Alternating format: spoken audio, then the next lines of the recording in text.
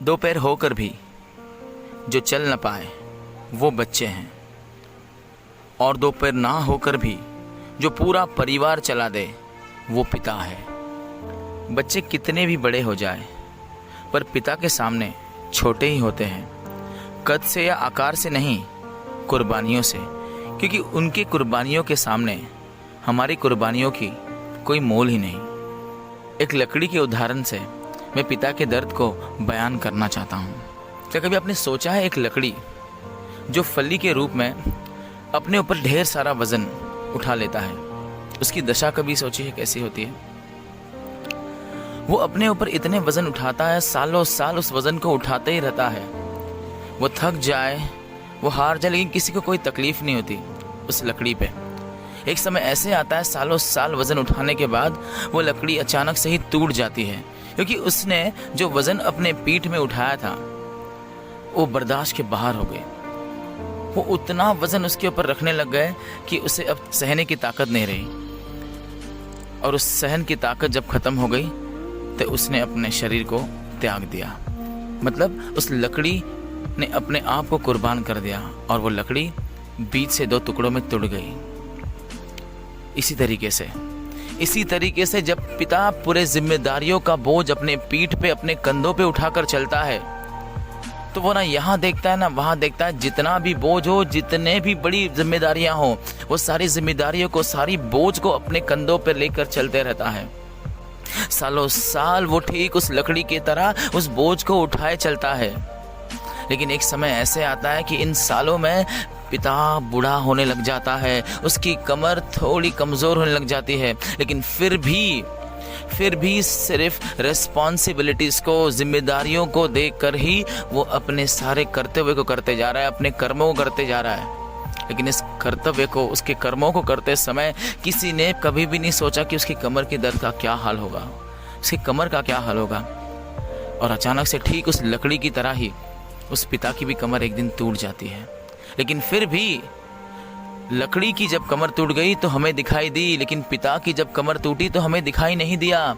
लेकिन पिता ने उसको दिखाना भी वाकिफ नहीं समझा, क्योंकि वो जानता है यदि मैं अपने टूटे हुए कमर का दर्द किसी को बताऊं तो शायद अब मुझे वो रोक देंगे। लेकिन अब उसे पता था कि उसे रुकना नहीं है, उसे उस सारे तकलीफ को, उस सारे दर्द को झेलना है। इसलिए टूटे हुए कमर को वो ठीक उसी तरीके से झेल रहा था जैसे कि वो लकड़ी बोझ झेल रहा था।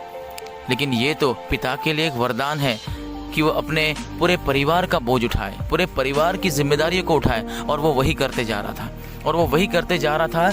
कमर टूटने की नौबत आ गई। अब कमर टूटने के बाद शरीर ने भी साथ देना छोड़ दिया। कुछ आखिरी साल बचे हुए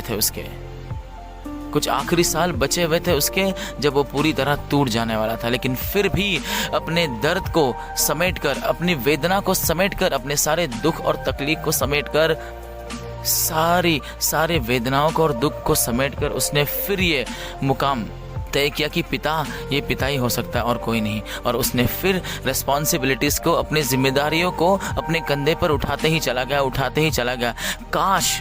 काश हम सब समझ पाते कि ये परिवार का जो सबसे अनमोल जो इस परिवार का इमारत है, इस परिवार का जो सबसे अनमोल पोल है, जिसे हम बोलते खंबा है, वो और कोई नहीं पिता है। क्योंकि अगर वो एक खंबा सरक गया तो पूरा परिवार नीचे गिर जाएगा। अगर वो एक खंबा अगर टूट गया तो पूरा परिवार नीचे टूट जाएगा, क्योंकि उस एक खंबे के सहारे से ही पूरा परिवार हंसी खुशी खेल रहा था, हंसी खुशी जी रहा था। और आज तुम काश समझ पाते इस पिता के दर्द को, जिसने सारे दर्द को सिर्फ हमारी खुशियों के लिए छुपाया है, जिसने सारे दर्द को झेल कर भी सिर्फ और सिर्फ हमारी खुशी की कामना की है। वो पिता है। हम ये बखूबी जानते हैं कि दिल का और धड़कन का क्या रिश्ता है। ठीक वही रिश्ता पिता और बेटी का होता है। हमें भली भांति जानते हैं कि माँ ये अपनी जिंदगी में सांसों की तरह मोल रखती है, लेकिन ये कभी ना भूलना कि पिता एक धड़कन की तरह मोल रखता है अपनी ज़िंदगी में। अगर ज़िंदगी जीने के लिए सांसों की ज़रूरत है तो ठीक उसी तरह दिल की धड़कनों की ज़रूरत भी उतनी ही है। जितना प्रेम हम माँ से करते हैं उतना ही प्रेम पिता। ये दो सहारों के बिना ज़िंदगी जीना किसी के लिए भी मुमकिन नहीं है। आज के इस पवित्र मौके पे फादर्स डे पे मैं आप सभी लोगों को ये संदेश देना चाहता हूँ कि माता और पिता बिना कोई भी ज़िंदगी नहीं जी सकता और उनका अर्थ बहुत ही महान है।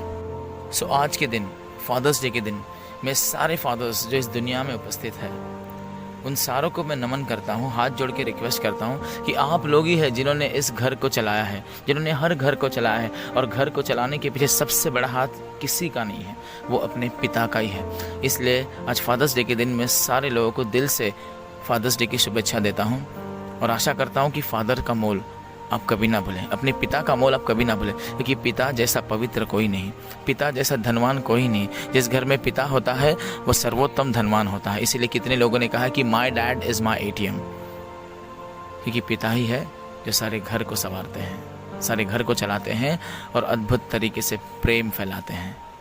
Happy father's day to all of you.